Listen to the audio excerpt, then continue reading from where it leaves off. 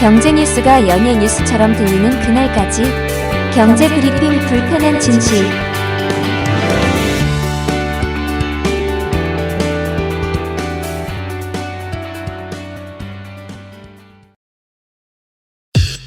EPD의 픽. 적어도 6차례에서 7차례. 그 다음은 3차례 이상. 그 다음은 1차례에서 2차례. 그 다음이 되니까 많아야 1차례. 그 다음은 아직 안 나왔지만 제로가 되지 않을까? 요게 도대체 뭔 소리일까요? 차례상인가요?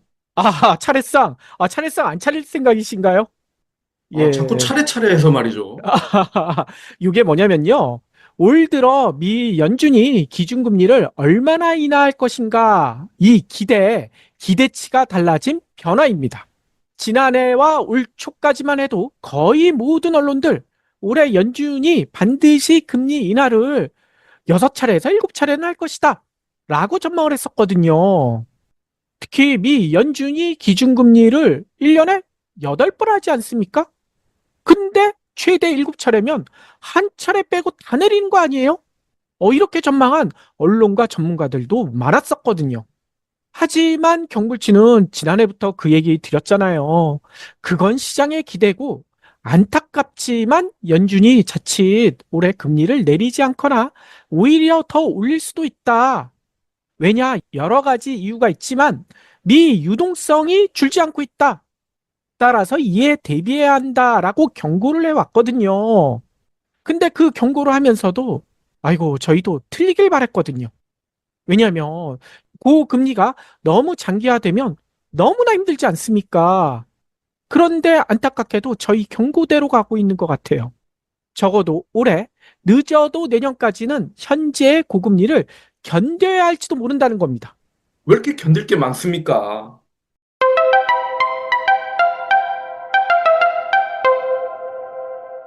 오늘 새벽 3시에 발표됐는데 그 전까지만 해도 시장의 분위기는 매우 좋았어요. 연준의 기준금리 인하 기대감, 이거에 부풀렀거든요. 왜냐하면 많은 분들 보셨겠지만 일단 지난 6일 유럽중앙은행이 기준금리를 내렸거든요. 0.25%포인트. 그래서 4.25%가 됐어요. 유럽중앙은행이 기준금리를 내린 거 2022년 7월에 첫 금리 인상을 결정한 이후 2년여 만이라고 합니다. 이보다 앞서 지난 2월에는 중국도 기준금리를 내렸잖아요. 그리고 3월에는 스위스 중앙은행도 기준금리를 내렸고요. 그 다음에는 멕시코, 그리고 스웨덴, 그리고 얼마 전에 캐나다. 이렇게 금리를 내린 중앙은행들이 점점 늘어갔거든요. 물론 미국이 이들 나라 눈치 보는 그런 나라는 아니죠. 하지만 많은 나라들이 금리를 내리고 있는데 미 연준 위원들도 좀 자극받지 않을까? 이런 분석도 나오기 시작했어요. 그래서 많은 국내 언론들, 미 연준이 그러니까 오늘 새벽 아니면 다음에 7월에 또 있거든요. 7월에 FOMC에서는 적어도 금리를 내리거나 그것도 안 되면 그 다음번인 9월에는 금리를 낼 것이다 라고 떠벌렸거든요. 그러면서 한은을 자극합니다. 미국도 미 연준도 금리 인하를 지금 단행할 예정인데 한은은 도대체 뭐 하고 있느냐? 언제 금리 내릴 거야? 이런 얘기겠죠. 네. 실제로 어제까지만 해도 이런 기대에 연준이 부응할지도 모른다라는 이야기가 나왔어요. 어제 저녁 늦게 발표된 미국의 5월 소비자 물가 상승률, 이 CPI 상승률이 전문가 예상치를 밑돌았거든요. 둔화되고 있다. 이런 조짐이 나타나기 시작했다는 겁니다. 이 전달과 시장 전망치보다 이번에 발표된 게 다 0.1%포인트씩 낮았어요. 그래서 3.3을 기록했거든요. 근데 요즘은 그냥 CPI만 보지 않잖아요. 에너지나 식품 이런 거 제외한 근원 CPI 보는데 근원 CPI는 높았던 거 아닐까? 근데 그것도 아니더라고요. 전년 동월 대비 3.4% 상승. 근데 이 수치도 전문가 예상치보다 0.1%포인트가 낮은 수치라는 겁니다. 전문가 예상치보다 이렇게 지표가 낮게 나왔으니 시장은 환호하기 시작했죠. 그래서 어제 미국 증시가 난리가 났어요. 애플 어제 얘기 드렸지만 애플이 AI 인텔리전스 발표했었을 때는 주가가 거의 2% 빠졌다가 그 다음 날은 7% 올랐잖아요. 근데 또 올랐어. 5% 가까이 장중에 급등을 했다고 합니다. 엔비디아도 4% 가까이 급등했고요. 대형 기술주들이 큰 폭으로 오르면서 기술주 중심의 주식시장이 상승 흐름을 이어갔고요. 그래서 S&P 500, 나스닥 3일 연속 사상 최고치를 기록했다고 합니다. 네. 그런데 이런 기대에 연준이 찬물을 확 끼얹더라고요. 일단 오늘 새벽에 발표된 이 FOMC 기준금리 결정, 많은 분들 보셨겠지만 동결입니다. 동결. 지난해 9월 이후 이번까지 7차례 연속으로 동결. 그래서 5.5%, 이 2001년 이후 최고 수준의 금리가 그대로 유지되고 있다는 거죠. 물론 시장에서도 이번에는 동결할 거야. 그렇지만 7월이나 9월에는 그래도 내릴 거야. 보통 이렇게 내다보고 있었거든요. 그래서 이번 동결은 그렇게 큰 충격은 아니었어요. 하지만 더 중요한 게 있습니다. 더 충격적인 게.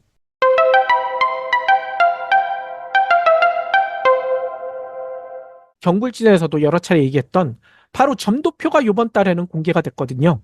미래에 어떻게 될 것인지 연준 위원들이 점을 찍잖아요. 그 점도표. 지난 3월에도 저희가 요 얘기 드렸는데 연준 위원 19명 중 지난 3월에는 가장 많은 9명이 올해 말 기준금리 수준을 4.5에서 4.7로 예상했거든요.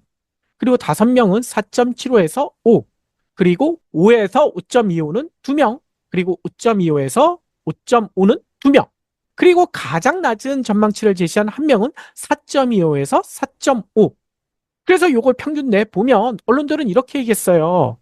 지난 3월 연준 위원들이 찍은 점도표에 따르면 3차례 올해는 금리 인하를 할 것이다. 이런 평가가 나왔었거든요. 근데 이번에 발표된 점도표를 보니까 상황이 확 바뀌었어. 19명이 점을 친 걸 보니까요. 5.25에서 5.5가 4명, 5에서 5.25가 7명, 4.75에서 5가 8명. 이렇게 나타났거든요. 즉 5.25에서 5.5 현재 금리 수준이죠. 이게 지난 3월에는 2명이었는데 이번엔 4명으로 늘었고요. 그리고 살짝 떨어진 5에서 5.25는 지난번에는 2명이었는데 이번에는 7명. 그리고 4.75에서 5%는 5명에서 8명. 그리고 9명이나 됐던 4.5에서 4.7, 그리고 1명이었던 4.25에서 4.5는 이번 점도표에서는 아예 사라져버렸어요. 따라서 이번 점도표 중간값 내보면 5.1이거든요. 따라서 3월보다 상당히 올라갔다는 겁니다. 5.1, 보수적으로 생각해도 올해 금리 인하 많아야 한 차례에 불과할 것이다. 연준 위원들이 이렇게 내다보고 있다는 거예요. 그런데 저희는 이런 생각도 들거든요. 5.1 찍은 이유가 뭘까? 이게 경제 지표를 보고 찍은 것일까? 그게 아닐 수도 있다는 겁니다. 경구제에서 늘 얘기하다시피 정치적 계산 연준 위원들도 두들기고 있거든요. 미 대선 향방에 따라 바이든을 아무래도 돕기 위한 연준 위원들이 많을 테니 금리 인하 깜짝하고 다시 올릴 수도 있다. 이런 얘기도 나올 수밖에 없다는 거예요. 네. 만약 대선이 없었다면은 계속 동결로도 갈 수 있었다는 건데, 이런 상황이면 내년이 더 문제 아닙니까? 그렇죠. 내년은 어떻게 찍었을까? 보니까요. 내년에도 현재 금리가 유지될 것으로 내다본 의원은 지난 3월과 같은 단 한 명에 불과해요. 하지만 나머지 의원들 찍은 거 보니까요. 내년에도 금리 인하를 하더라도 폭이 크게 줄어들 것으로 내다보고 있더라고요. 지난 3월에는 한 명도 없었던 4.75에서 5, 그러니까 내년도 전망인데요. 여기에 한 명이 생겼고요. 2명이었던 4.25에서 4.5는 4명으로 늘어났습니다. 그리고 가장 낮은 전망치, 지난 3월에는 한 명이 찍었던 2.5에서 2.75, 이러면 많이 내려간 거잖아요. 근데 이번에는요, 2.75에서 3이 가장 낮은 전망치예요. 근데 이게 한 명, 가장 낮은 전망치도 한 단계가 올라갔다는 겁니다. 따라서 내년 최종 금리 중간값 이거 계산해 보면 지난 3월만 해도 3.9였거든요. 이제는 3.1이에요. 이대로라면 내년 금리 인하 많아야 4번, 4번도 안 될 가능성이 매우 높아졌다는 겁니다. 아니 그러면 내년 말고도 2026년 내후년도 점도표를 찍잖아요. 내후년 점도표도 3.1, 그리고 그 이후 장기를 봤었을 때도 2.6. 아니 장기로 내다봤는데도 2.6 이하로 내려가지 않는다. 대부분의 연준 위원들이 그렇게 보고 있다는 거예요. 이게 뭔 얘기일까요? 과거와 같은 제로금리 당분간 기대하지 말아라. 이런 얘기잖아요. 아니 점도표 왜 이렇게 찍었는지, 그리고 요번에 왜 동결했는지 이 연준 위원들의 말이 중요할 텐데요. 일단 파월은 이렇게 얘기했어요. 가장 최신 인플레이션 지표는 올해 초보다 우호적이고 최근 몇 달간 목표치를 향한 꽤 좋은 진전이 있었습니다. 요 앞에는 그냥 하는 얘기고요. 그 다음이 진짜 얘기겠죠. 하지만 금리를 인하하려면 좋은 데이터가 더 필요합니다. 아직 금리를 내려도 된다는 그런 데이터는 못 봤다. 이 얘기 아니에요. 그렇죠. 한마디로 물가가 내려가고 있다. CPI가 좋게 나왔다. 하지만 기준치보단 높다. 아직도 3% 넘지 않습니까? 따라서 2%가 되기 전까지는 물가가 잡혔다. 이런 얘기 나는 못해. 파월뿐만 아니라 연준 위원 대부분들이 그러고 있다는 거예요. 특히 예전 방송에서도 한번 소개해드린 바가 있는데 지금 연준 위원 파월 이 아서번지의 실수는 결코 반복하지 않을 거야. 이렇게 되뇌이고 있거든요. 뭐 예전 방송에서 설명드렸지만 짧게 얘기해 보자면 1970년대 물가가 잡히지 않았는데도 잡히는 듯하게 이렇게 물가 지수가 나오니까 바로 금리를 내렸어요. 경기가 더 나빠질까 봐. 그러다가 인플레이션 폭탄 맞아가지고 미국 물가가 뭐 10%, 20%막 육박할 정도로 치솟았잖아요. 그래서 연준 의장을 폴 벌커로 바꾸고 하룻밤 사이에 기준금리를 4% 끌어올리면서 간신히 잡지 않았습니까? 그런 실수 반복하지 않겠다. 그런 얘기인 것 같아요. 그렇죠. 파월이 아서라 그런 거죠. 그런데 연준 의원뿐만 아니라 파월 이렇게 두려워하는 이유가 또 다른 데도 있는 것 같아요. 뭐냐면요. 예전 방송에서 언급했듯이 연준이 금리를 급격하게 올려 긴축을 하고 있는데 또 한쪽에서는 돈을 엄청나게 풀고 있거든요. 바로 미 행정부. 바이든 재선을 바라는 옐런 재무부 장관, 뭐 이런 미 행정부가 지금 국채를 천문학적으로 발행하고 있습니다. 제2차 세계대전 때만큼이나 돈을 미친 듯이 풀고 있어요. 그래서 미 연방 부채 지금 현재 따져보니까요. 우리나라 돈으로 와 경을 쳐요 경. 4경 6천조 원이 넘습니다. 이는 2020년보다 4년 만에 11조 달러. 우리나라 돈으로 1경 4천조 원이나 늘어난 수치예요. 특히 우리나라도 빚공화국, 빚 때문에 큰일 났다라고 얘기하시는 분들 많은데요. 미국도 만만치 않아요. 미 GDP 대비 정부 부채가 120%입니다. 이 때문에 예전 방송에서도 한번 언급한 바가 있는데 진짜 황당한 일이 벌어지고 있거든요. 미 정부가 장 돈을 많이 쓰는 곳. 아마 이렇게 물어보면 대부분 어이구 미국 지금 전쟁하느라 바쁘잖아. 우크라이나 전쟁 그리고 이스라엘 하마스 전쟁 그래서 국방비에 가장 많이 쓰겠지라고 보통 생각하실 텐데 그게 아니더라고요. 지금 현재 미 정부가 가장 많이 쓰는 돈 국채 이자 비용 내는데 쓰고 있다고 합니다. 와, 올해 국채 이자 비용만 1,000조 원에 달할 것이다. 전망이 나오고 있대요. 미 정부가 진짜 천조국이 되는 거예요. 근데 왜 이렇게 됐을까? 난리가 난 곳이 있거든요. 미 유동성을 보여주는 M2 지표 다들 아실 거예요. 근데요, 지난 5월 29일 가장 최근에 발표된 자료를 보니까요, M2가요, 20조 8,700억 달러.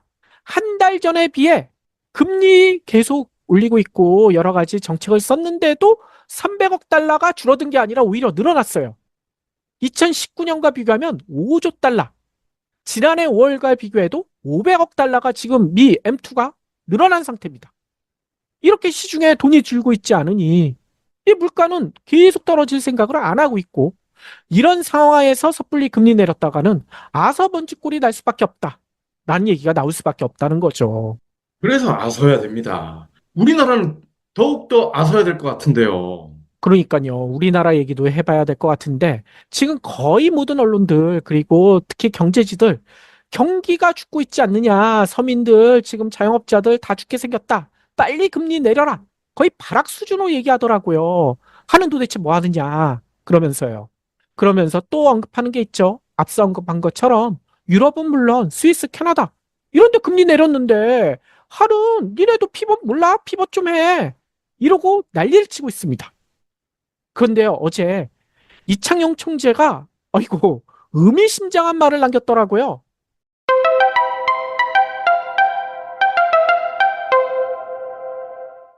생각을 다시 바꿨나? 아무튼 섣부른 통화 완화 기조로 선회 이후 인플레이션이 재차 불안해져 다시 금리를 인상해야 하는 상황이 된다면 그때 감수해야 할 정책 비용은 훨씬 더 클 것이다. 이 아서번지골 나도 나기 싫어. 뭐 이런 얘기인 것 같아요. 게다가 아마 이것도 미리 아셨겠죠.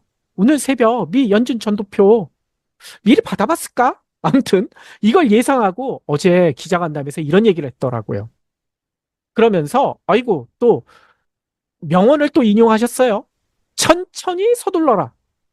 이게 도대체 뭔 얘기인가 봤더니 로마 황제 중에 아우구스투스 있죠. 이 아우구스투스가 정책 결정을 할 때 이런 원칙을 썼다고 합니다. 천천히 서둘러라. 이게 말이 안 맞는 얘기인 것 같은데 아무튼 그런 얘기를 했다면서 이 이창용 총재가 자기도 아우구스투스처럼 천천히 서두르겠대요. 금리 인하가 너무 빠르면 환율 변동성이 커질 수 있고 느리면 내수 회복세가 약화될 수 있어 균형이 필요하다. 이런 판단하에 이런 얘기를 했다라고 언론들은 또 실드를 쳐주고 있더라고요. 그런데요. 수치만 보면 현재 우리 상황에서 금리 인하가 정말 가능할까요? 유럽과 캐나다 금리 내렸으니 얘네도 피벗했으니 우리도 내려라 라고 언론들은 얘기하고 있는데 정작 중요한 건 얘기 안 하고 있어요. 뭐냐면 얘네들은 금리를 내렸는데도 4.25, 4.75예요. 우리나라는 아직도 3.5잖아요. 우리나라 기준금리보다 유럽, 캐나다 금리 내렸지만 훨씬 높습니다. 그 이유가 뭘까? 유럽과 캐나다는 미국이 금리 올릴 때 열심히 쫓아갔거든요. 열심히 금리를 올려놨어요. 그러니 지금 내릴 여력이 있다는 거죠. 하지만 우리나라 거의 전 세계에서 제일 빨리, 뭐 제일 빨리는 아니지만 거의 제일 빨리 금리 동결했잖아요. 가장 먼저 섰어요. 그 이후로 무려 11차례나 동결했거든요. 남들 뛰어갈 때 우리는 서 있었으니 이제 남들이 피벗했다고 우리가 피벗할 수 있을까요? 그 여력이 없다는 겁니다. 현재도 미국과의 기준금리 차가 2%포인트로 사상 최대인데 우리가 미국보다 금리를 먼저 내린다고요? 그 다음 벌어질 일은 설명드리지 않아도 다들 아실 거예요.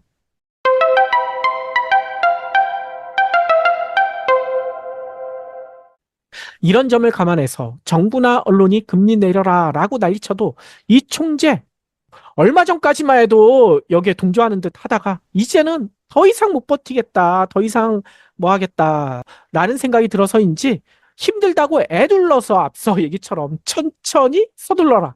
뭐 이런 얘기를 하는 걸로 보인다는 거예요. 특히 뭐 들리는 소문에 의하면 한은 내부의 반발이 엄청 심하다고 합니다. 한은은 독립기구인데 왜 정부의 정치권에 이렇게 휘둘려? 총재 뭐 하고 있는 거야? 이런 얘기가 나오고 있다는 거예요. 내부도 총선 결과를 보고 이런 소리를 하는 거겠죠. 뭐 그럴 수도 있고요. 아무튼 이런 반발 때문에라도 이창용 총재가 좀 센 발언을 어제 한 것 같은데 근데요. 저는요 여기서 한 가지 더 감안할 게 있을 것 같아요. 뭐냐. 저희가 점도표 중요하다고 누차 강조를 하는데 앞서 점도표에서 살펴봤듯이 미 연준 의원 내년에도 최종금리 중간값이 4.1이에요. 4.1. 현재 우리나라 금리보다 높습니다. 우리나라 3.5잖아요. 이를 감안하면 내년에 미 연준이 설사 점도표대로 금리를 내리더라도 우리나라가 금리를 내릴 수 있을까요? 내리지 못하는 상황이 올 수도 있다는 겁니다. 따라서 금리 인하가 기대된다. 곧 금리가 내려갈 것이다. 이제 부동산 다시 활활 탈 것이다. 하느니 곧 피벗할 것이다.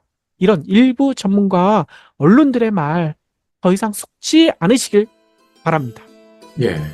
만약 금리를 내리면 13만 원짜리 호텔 팥빙수 20만 원 될 거예요. 그러면 우리나라 어떻게 되겠습니까?